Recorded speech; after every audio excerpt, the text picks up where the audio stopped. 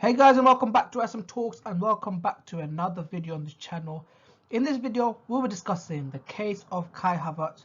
Why has it taken him time to adapt? Is he going to come good for Chelsea? And how Thomas Tuchel will get the best out of Kai Havertz. Again, if you guys are new to this channel, please make sure to subscribe to this channel. Let me know what you guys think about more Chelsea content, what kind of videos you guys want me to do, and yeah, let's get into the video. Now, when we signed Kai Havertz was one of the most looked out superstars in the world football. Kai Havertz, at the age of 19 in the 18-19 season, has 20 goals and 6 assists. That is golden boy level numbers. A 19-year-old at any league, at any level, putting up those numbers is potential to be a great footballer. He followed up with the 19-20 season with 16 goals, 8 assists. Again, he was looked at by the likes of Bayern Munich, Real Madrid, Barcelona, Manchester United, Manchester City, PSG.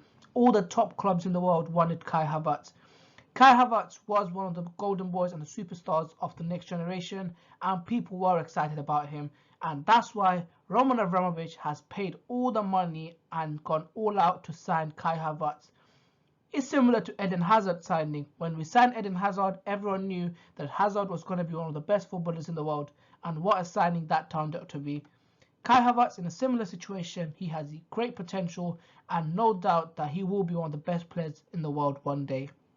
However, his 72 million signing hasn't really worked out. This season he only has 1 goal and 2 assists in the Premier League. Now, these aren't the numbers of a guy that cost you 72 million and the guy who's out to be the next big thing in world football. Now, there are a lot of things that Kai Havertz did struggle this season with.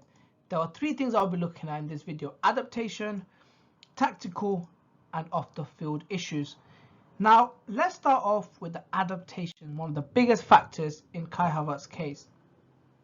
Kai Havertz coming to Chelsea from Bundesliga. Now, coming to the Premier League from any league in the world will be a struggle. No league in the world can match the physicality, intensity, and the strength of the Premier League.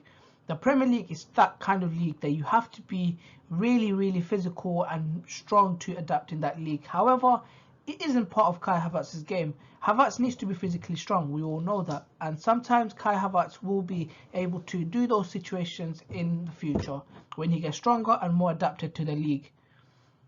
Now, can he adapt to the league? Of course he can. Similar sort of case to Kai Havertz was Leroy Sané. When Manchester City signed Leroy Sané from Schalke, very similar to Kai Havertz, he was one of the best young players in the world. He moved in the Premier League at a very young age. He had a very poor start in the Premier League. The first half of the season he was really poor, wasn't really getting game time, and he was shifted all over the pitch. However, more games he played, more time he spent on the pitch, more he worked under Pep Guardiola, better he got, and he left the Premier League as one of the best wingers in the league. In the recent times this season, we've seen the likes of Cancelo, Rodri, and Ndombele.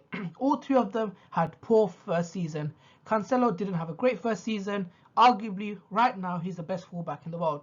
Same goes for Rodri and Ndombele. Both of these midfielders couldn't really keep up with the intensity and the pressure of the Premier League at the beginning. However, recently, when it looks like they both adapted and they both look incredible. We have our very own example of Mateo Kovacic.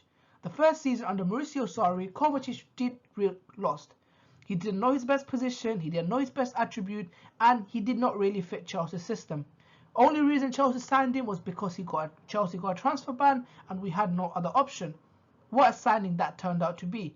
Now he's arguably Chelsea's best midfielder and arguably one of our best players last season. He won Chelsea's Player of the Season last season, and so far under Thomas Tuchel he has been incredible. So it shows that sometimes top players just need time to adapt in the league. Just because Bruno Fernandes comes to the Premier League and rips it apart doesn't mean that every single Premier League footballer has to do that. Sometimes players take time to adapt. Sometimes players take time to adjust to the league and the physicality before they burst into the scene. The next point I'm looking at is tactical. Now, one of the biggest reasons, in my opinion, Kai Havertz signing hasn't really worked out is because Frank Lampard didn't know how to use him. It's been made clear since Lampard was sacked that Kai Havertz was a board or Roman Abramovich signing. Now, clearly Frank Lampard's system did not have Kai Havertz in it. We all know that Lampard wanted to play 4-3-3. He would rather get Declan Rice in that midfield than Kai Havertz. Now, in my opinion, Frank Lampard is to be blamed to some extent, but not fully. It wasn't his signing. He didn't want the player. He was forced with a player that did not fit his system. So Kai Havertz was shifted all over the place. Centre forward, right wing, number 8, all over the pitch, and he did not really have a position to adapt and make his own. So under a new manager like Thomas Tuchel, we will see the best out of Kai Havertz. Thomas Tuchel already talked about how he's going to use him as a number 10 in those positions in a 3-4-2-1. So look, I'm not going to go deep into Lampard and blaming him, but Lampard did not really fit as a right role to get the best out of Kai Havertz. So tactically, Kai Havertz did not fit Chelsea's system and did not fit Lampard's system. Another issue that Kai Havertz had was off the field issues. Now, this is the issue where Kai Havertz, in my opinion, struggled the most with.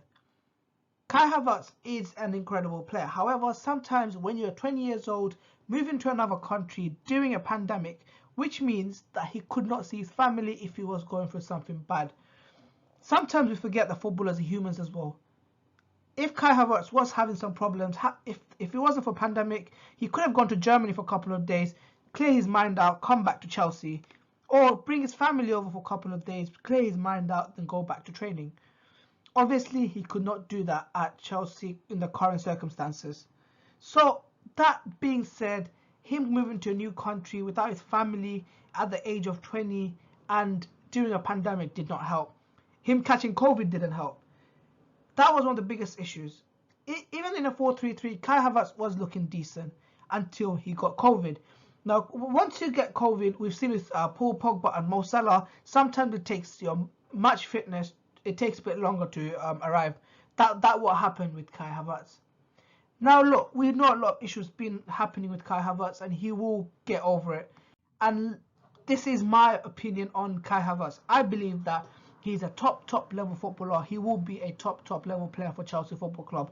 But he just needs time to adapt, a potent manager like Thomas Tuchel, and a system that gets the best out of him. I do believe we have all of that in Thomas Tuchel who can get the best out of him. Thomas Tuchel worked with Kylian Mbappe, Ousmane Dembele, some of the best young talents in the world football. He's one of the best coaches in world football and he knows exactly how to get the best out of them.